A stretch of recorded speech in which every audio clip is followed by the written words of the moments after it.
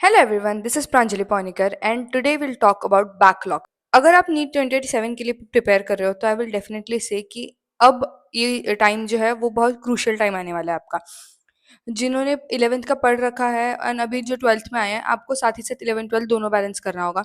Also जिन लोगों का 11th में बहुत सारे टॉपिक्स अच्छे नहीं होते, ऑब्वियसली मैं अपने एक्सपीरियंस से कहूँ तो मैंने 11th में ज्वाइन किया था एंड 12th आते आते मुझे समझ में आ गया था कि मैं कहाँ पे हूँ। सो 12th में अगर आप मेहनत करो तो 11th का जो आपने कम पढ़ा है ना वो सब बैलेंस आउट हो जाता है। मैंने खुद नीट फर्स्ट अटेम्प्ट में क्रैक किया है इसलिए मैं ये कह सकती हूँ। सो इस वीडियो में मैं जो आपको बताऊंगी वो आप एंड तक सुनना। ज़रूरी नहीं कि मैं हमेशा सही रहूँ, लेकिन शायद ये वीडियो, शायद नहीं, आई एम वेरी श्योर कि इस वीडियो में ऐसी कुछ बातें होंगी जो आपको डेफिनेटली हेल्प करेगी एंड इनडायरेक्टली आपका स्कोर बढ़ेगा ही और यहाँ से आपकी प्रिपरेशन शायद बहुत अच्छे शेप में आ जाएगी अगर आप ये वीडियो एंड तक देखो तो। पहले तो मैं ये कहना चाहूँगी कि या वो those books what you are seeing in the screen, ये मेरी ही बुक्स है जो मैंने मेरी नीट टाइम पे प्रिपेयर की थी। मैं एक्चुअली घर आई हूँ एंड ये मेरा रूम है and I see all this books still. I am a second year MBBS student और अभी भी देखती हूँ तो आई जस्ट रियलाइज्ड कि आई केम अ लॉट फार एंड आप भी हो सकते हो। But you should clear the backlog first, because अगर आप 11th का बैकलॉग लेके चल रहे हो अभी भी और अगर आपके पास कोई भी स्ट्रैटेजी नहीं है कि आप कैसे खत्म करोगे इसको, then it's a problem to you. So watch this video till end and I will tell you everything that is needed. And also ये कोई स्क्रिप्टेड वीडियो नहीं है। I have just written on a paper कि मुझे क्या क्या बताना है and I am just gonna tell you all from my heart and definitely this will help you. So पहला क्या है, बैकलॉग कंप्लीट करने हैं। यस, बैकलॉग कंप्लीट अगर कर लोगे तो बहुत अच्छी बात है, because everyone has to complete their syllabus by January. Max Feb हो सकता है लेकिन मैं जनवरी ही बोलती हूँ। अगर आप दिसंबर तक का मान के चलो तो आपका जनवरी तक कंप्लीट हो जाएगा और जनवरी तक कंप्लीट होना भी चाहिए for someone who is preparing for board as well. आपका जनवरी तक तो हो ही जाना चाहिए। पहले तो हमें 12th को प्रायोरिटाइज करना है। जस्ट बिकॉज कि 11th का बैकलॉग रह गया इसका मतलब ये नहीं कि हम 12th को नेग्लेक्ट कर दे और 11th का ही बैकलॉग कंप्लीट कर और 11th का ही बैकलॉग कंप्लीट करने लगे। That will be a complete wrong approach. मैं अभी कह रही हूँ हमारा 11th में बैकलॉग है, हम मान रहे हैं, फर्स्ट एक्सेप्ट दैट कि बैकलॉग है। Okay okay? उसके बाद 12th के जो चैप्टर्स है, मेक श्योर कि अब 12th का कोई भी बैकलॉग ना रहे। स्टार्टिंग से 12th की मेहनत करते रहो, स्टार्टिंग से सब पढ़ते रहो, बिकॉज अगर 12th का बैकलॉग हो गया ना तो बहुत सारा सिलेबस आ जाएगा एक साथ। देन फिर शायद आप कवर भी ना कर पाओ उतना, फिर एंड एंड में कुछ चैप्टर्स छोड़ने ही पड़ेंगे जो इंपॉर्टेंट है और हम नहीं चाहते कि ऐसा हम करें। सो प्रायोरिटाइज योर 12th। 11th के चक्कर में अभी 12th को बिल्कुल भी नेग्लेक्ट नहीं करना है, साथ साथ लेके चलना है, बट 12th को प्रायोरिटी दो। 12th का एक भी टेस्ट मिस मत करो। सारे जो ऑनगोइंग चैप्टर्स है कोचिंग में वो साथ ही साथ करते रहो, प्रॉपर रोज क्वेश्चन वगैरह सॉल्व करो। 12th बैकलॉग नहीं रहना चाहिए, यही एक पॉइंट है। 12th का अभी बैकलॉग मत रखना, और हो भी रहा है तो मेक श्योर कि 12th का कंप्लीट कर लो पहले, क्योंकि 12th एक साथ चलना चाहिए बस। 11th का है तो उसको कंप्लीट कर ले। अगर आपका डेली रूटीन अगर कुछ ऐसा है कि सुबह कोचिंग है शाम कोचिंग है, प्लीज आप एक स्केड्यूल बनाओ। मैं जल्दी उसका वीडियो भी अपलोड करूंगी कि मेरा स्केड्यूल कैसा था और मैं कैसे टाइम मैनेज करती थी। पर 1 से 2 घंटा अगर आप रोज बैकलॉग के लिए दे रहे हो ना, वो आगे जाके बहुत काम आएगा। दिन में 24 घंटे होते हैं, अगर आप 1 2 घंटा भी उसको, अगर आप 1 2 घंटा भी बैकलॉग के लिए दो ना तो बहुत ज्यादा काम में आ सकता है ये चीज। 24 घंटे में से 1 2 घंटे निकालना कोई बड़ी बात नहीं होती है, आई नो। बड़ी बात है, एज ए नीट एस्पिरेंट बहुत सारी चीजें होती है, अगर कोई घर में रह रहा है कोचिंग में रह रहा है यहाँ वहाँ टाइम जाता है। पर 1 2 घंटा कैसे भी निकालो। 1 2 घंटा निकाल के आप या तो सिर्फ लेक्चर देखो, या सिर्फ क्वेश्चन लगाओ, या सिर्फ एनसीईआरटी पढ़ो बैकलॉग वाले चैप्टर की। तो आप एक एक चीज रोज रोज कर सकते हो। सो 1 2 घंटा रोज बैकलॉग को देना would be very beneficial to you. अब आपको समझ में नहीं आएगा, बट जब आप दिसंबर में खड़े रहोगे and तब आपने सोचोगे कि मैंने एक एक घंटा दिया था वो बहुत ज्यादा बेनिफिशियल हो गया था। तो ये अभी आपको बेनिफिट्स नहीं लगेंगे, लेकिन जब आप दिसंबर में खड़े रहोगे और जब बहुत कुछ होगा, शायद किसी और का, सब लोग सिलेबस को लेकर इतना टेंशन में होंगे, तब आप चिल रहे होंगे बाकियों के कंपेरेटिवली। आफ्टर दैट, हाँ, अब एक चैप्टर का अप्रोच कैसे करना है ये मैं हमेशा कहती हूँ, और जो भी मुझे मिलेगा मैं यही कहूंगी कि चैप्टर को अप्रोच करना बहुत ईजी होता है। एक चैप्टर को कैसे आप, एक एक बैकलॉग के चैप्टर को आप कैसे कंप्लीट करोगे। फर्स्ट, एक उसका लेक्चर देखो। अगर आपने पहले 11th में पढ़ रखा है और आपको पता है कि ठीक ठीक किया है ये चैप्टर, अगर नोट्स पढ़ लूंगा तो हो जाएगा, इट्स वेरी गुड। पर अगर नहीं हो रहा तो एक लेक्चर देख लो, वन शॉट देखो हो जाता है। एंड मैं इस टाइम पे यही कहूंगी कि 11th के लिए वन शॉट ही देखो, बस अच्छा वाला देखना जिसमें सारे टॉपिक्स कवर्ड हो, सारे इंपॉर्टेंट टॉपिक्स कवर्ड हो और आपको अच्छे से समझ जाए। सो पहले चैप्टर देखो, उसके बाद चैप्टर्स के साथ ही साथ नोट्स बनाते रहने हैं।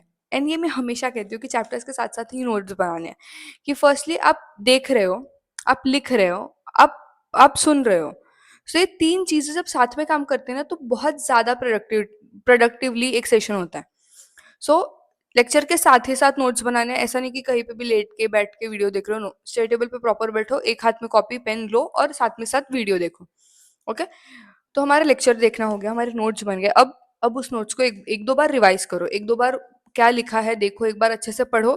तो वो हो गया आपका एक रिवीजन।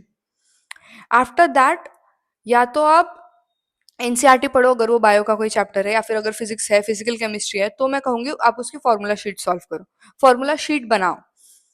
तो यही था कि पहले लेक्चर देखो, लेक्चर के साथ साथ नोट्स बनाओ, नोट्स बनाने के बाद या तो आप एनसीईआरटी रीड करो अगर बायो के चैप्टर्स है, या फिर ऑर्गेनिक वगैरह के चैप्टर्स है, या फिर आप फॉर्मूला शीट बनाओ अगर फिजिक्स या फिजिकल केमिस्ट्री वगैरह है।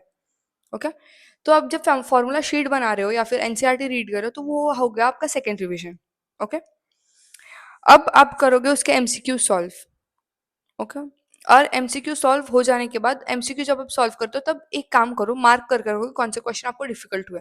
नेक्स्ट टाइम जब आप रिवीजन करोगे तब वो डिफिकल्ट क्वेश्चन सॉल्व करना, that would be very beneficial to, कि आपको ये पहले डिफिकल्ट लग रहा था ये आपको पता है, और अगर आपसे तब सॉल्व हो गया, मतलब जब आप वापस रिविजिट करने आए ये चैप्टर, तो इसका मतलब आपको चैप्टर अच्छे से आ गया है, तो ये क्लैरिटी देगा आपको। सो बस ऐसा ही आप। और मैं ये कह रही हूँ कि ये तो मैंने बता दिया कि एक चैप्टर को अप्रोच कैसे करना है, बट आई ऑल्सो से कि एक ही दिन में ये सब नहीं करना है, क्योंकि हम 1 से 2 ही घंटा दे रहे हैं ना रोज बैकलॉग के लिए, और आपको हर वीक आई विल से, ये थर्ड मेरा इंपॉर्टेंट टॉपिक है कि थर्ड मेरा इंपॉर्टेंट टॉपिक है कि कुछ भी हो जाए एक चैप्टर तो करना ही है। एवरी वीक एक चैप्टर बैकलॉग का क्लियर करना ही है, बीट बायो बीट केमिस्ट्री। और अगर आप बहुत ही अच्छे हो और आपका बहुत इजीली हो जा रहा है तो आल्सो 2 चैप्टर्स, एक आप उठाओ फिजिक्स और केमिस्ट्री का, इन दोनों में से कोई एक चैप्टर, और एक उठाओ बायो का, बायो का सिलेबस बहुत बड़ा होता है, बॉटनी जूलॉजी दोनों होता है। तो एक आप बायो का करो, एक फिजिक्स या केमिस्ट्री में से कोई एक करो। तो पर वीक अगर आप 2 चैप्टर क्लियर कर रहे हो तो आपका अराउंड 8 चैप्टर्स हो जाते हैं एक मंथ में, जो बहुत बड़ी चीज होती है एक नीट एस्पिरेंट के लिए। क्योंकि अभी हम जुलाई पे आ गए और बहुत टाइम है, तो आई विल से अभी एफिशिएंटली पढ़ो ताकि दिसंबर में रिग्रेट ना हो। सो मेक श्योर कि आप दो बैकलॉग चैप्टर्स कंप्लीट करो पर वीक। और वीकेंड्स के टाइम पे आई विल से कि हाँ, वीकेंड्स के टाइम पे जो लोग कहते हैं कि संडे है तो ज़्यादा टाइम दे दो, आई नो संडेज को एग्जाम होते हैं, संडे को सबकी टेस्ट होती है, बट एक वीक ऑफ डे होता है हर हर इंस्टीट्यूट का। तो आप वो वीक ऑफ डे जो है ना वो यूटिलाइज करो, उसमें आप बैकलॉग क्लियर करो। मतलब उस दिन बैकलॉग को ज्यादा टाइम दो। रोज हम 1 से 2 घंटा दे रहे हैं, उस दिन 3 से 4 घंटा दे के देख लो। सो इस दिन आपका ऐसा होगा, या तो आप फिजिक्स केमिस्ट्री अगर कोई चैप्टर उठा रहे हो तो आप वीक ऑफ वाले डे लो, क्योंकि वो बड़ा चैप्टर होता है, शायद आपको बहुत ज्यादा टाइम लग जाए उसमें, तो वीक ऑफ वाला डे सबसे बेस्ट होता है अगर आप फिजिक्स केमिस्ट्री का चैप्टर जो है वो क्लियर कर रहे हो। उसके बाद एक चीज जो हर नीट एस्पिरेंट के डेस्क पे होनी ही चाहिए, लिस्ट ऑफ चैप्टर्स। फिजिक्स में कितने चैप्टर है, फिजिक्स में कितने चैप्टर है, कौन से चैप्टर है, केमिस्ट्री में कितने चैप्टर है, कौन से चैप्टर्स है, बायो में। अब उसके बाद चैप्टर्स की एक लिस्ट बनाओ, उसके बाद आप एक कॉलम्स बनाओ उसके बाजू में। फर्स्ट कि आपने लेक्चर देखा है नहीं, लेक्चर का एक कॉलम बनाओ, रिवीजन का एक कॉलम बनाओ, नोट्स का एक कॉलम बनाओ, एनसीईआरटी 1 2 अगर बायो होगा तो कि एनसीईआरटी कितनी बार पढ़ लिया है। तो ऐसा एक कॉलम बनाओ, मतलब आप पूरा एक तो नाम लिखो चैप्टर्स का, आफ्टर दैट छोटे छोटे ब्लॉग्स बनाओ कि एनसीईआरटी नोट्स, वीडियोस, एमसीक्यूज। तो इन सब के छोटे छोटे चैप्टर्स लगाओ, और जब जिस दिन आपका एक चैप्टर के सारे जो है ना छोटे छोटे ब्लॉक्स अगर इस पर टिक आ गया तो इसका मतलब आपका पूरा चैप्टर वो हो चुका है। इसके आपको क्लैरिटी आएगी।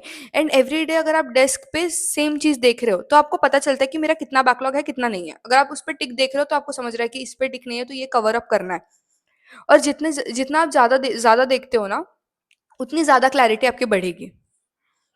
आफ्टर दैट, हाँ, रिवीजन एक इम्पॉर्टेंट चीज है। अगर आप कोई भी चैप्टर एक बार खत्म कर लियो तो एक काम करो, हर एक हफ्ते बाद, मतलब एक हफ्ते बाद उसको एटलीस्ट देख लेना, ताकि आप भूलो ना। क्योंकि बैकलॉग क्यों बना है, क्योंकि हम भूल गए हैं वो चैप्टर्स, हमने कभी पढ़ा ही नहीं है। तो हमें जो फर्स्ट चीज है कि हम भूल गए हैं वो अभी करनी ही नहीं है। सो मेक श्योर कि आप वीकली या मंथली जो बैकलॉग चैप्टर्स है वो एक बार रिवाइज कर लो, और साथ ही साथ 12th के भी एक बार रिवाइज कर लो। तो हमारे पास बहुत चीजें करने के लिए, तो अभी बिल्कुल टाइम नहीं है टाइम वेस्ट करने के लिए, अभी वक्त ही नहीं है टाइम वेस्ट करने का। सो अभी से लग जाओ। 12th करनी है, 11th करनी है, 11th का बैकलॉग करना है, उसकी रिवीजन करनी है, 12th की रिवीजन करनी है, ये जो मैंने लिस्ट बनाई वो बनानी है, एंड चिल। अगर अच्छे से करोगे तो सब हो जाएगा, इसका इतना स्ट्रेस मत लो। जस्ट आपको पता होना चाहिए कि अब मैं अगले दिन क्या क्या पढ़ने वाला हूँ, बस। रात को सोने से पहले ये डिसाइड कर लो कि नेक्स्ट डे क्या पढ़ने वाले हो। रोज रात को ये पता होना चाहिए कि दूसरे दिन क्या होने वाला है, बस। स्टडी हमको 11 12 दोनों करना है, ठीक है। 12th के एक भी बैकलॉग नहीं रखना है, 12th प्रायोरिटाइज करना है, लेकिन साथ ही साथ 11th कंप्लीट करना है, क्योंकि 11th का जो बैकलॉग रह गया है वो आगे जाके हमें दिक्कत ना दे। क्योंकि दिसंबर के बाद हम शायद फुल सिलेबस टेस्ट सॉल्व करें या फिर जनवरी के बाद करें, तो तब जो है तब रिवीजन टाइम होता है। तब आप ऐसे बैकलॉग क्लियर नहीं कर सकते कि एक की एनसीईआरटी पढ़ रहे हो, लेक्चर देख रहा हूँ, ये कर रहा हूँ, तब हो ही नहीं सकता ये सब पॉसिबल। सो मेक श्योर कि आप अभी से क्लियर कर लो। अगर आप सीरियस हो ना इस अगर नीट 2027 को लेके, तो मेक श्योर कि अभी से आप स्टार्ट करो। प्लीज वो चैप्टर्स की लिस्ट बनाओ, अपना बैकलॉग ढूंढो उसमें से। बैकलॉग एक पेपर पे लिख के अपने बाजू में रखो वो पेपर, और जस्ट पता करो कि इस हफ्ते ये करना है, इस हफ्ते लाइक पर वीक 2 चैप्टर तो करने ही है। 2 चैप्टर मान के रखो, एक सोचोगे एक भी नहीं होगा। अपना गोल यहाँ पे रखो ताकि हम यहाँ पे तो भी पहुंच जाए। एंड ऑल्सो बैकलॉग कंप्लीट करो, सब करो, ठीक है, लेकिन 12th की टेस्ट मिस नहीं करनी है, एक भी टेस्ट मिस नहीं करनी है अभी। मैं आगे बहुत सारे वीडियोस बनाऊंगी जिसमें मैं स्केड्यूल बताऊंगी, जिसमें मैं बताऊंगी मेरी NEET journey, 2 years road map जो नए नए हैं, या फिर ऑल्सो केमिस्ट्री कैसे अप्रोच करना है, बायो कैसे अप्रोच करना है, फिजिक्स कैसे अप्रोच करना है, मैंने क्या बनाया था, मेरे कैसे नोट्स थे, मैंने क्यों एक एक पेज पे सब लिख के उसका फोल्डर बनाया हुआ था, everything. I have a lot of things to share. This is my first video for this series for NEET 2027. Make sure you guys subscribe it, and I'll see you in the next video.